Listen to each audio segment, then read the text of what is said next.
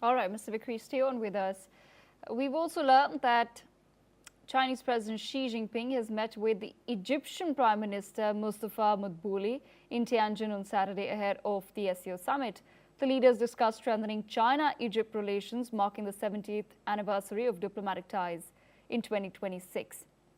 Xi emphasized deepening cooperation in trade, new energy and joint manufacturing.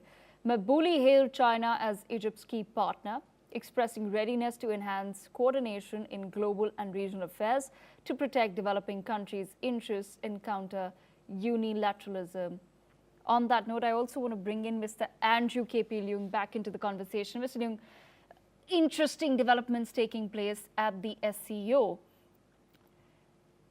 The Chinese president, we're learning, Mr. Leung, has met with the Egyptian leader, who has hailed China as one of Egypt's key partners in the years to come. We were just discussing the question of a vacuum being created as far as certain agencies like the UN is concerned. But when we talk about a global leadership vacuum, what are the implications of China actually leveraging this opportunity to somewhere take over the role that the United States of America was playing so far? And will China really stay true to the commitment of being multilateral rather than unilateral?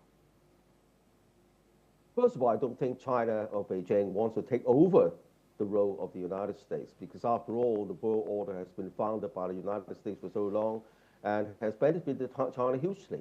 But I think what Beijing wants is to reject the current disruptions and the one-sided tilt towards Americans' own selfish interests, towards a more inclusive world.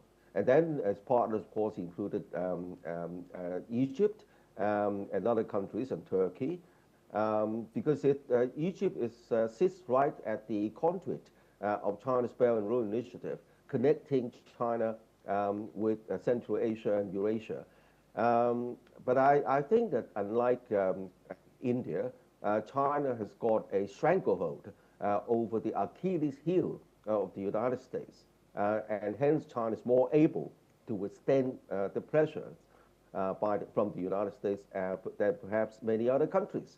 The stranglehold is, of course, China's dominance in the rare earths. Not so much supply, because you can find rare earth in other countries, but in processing.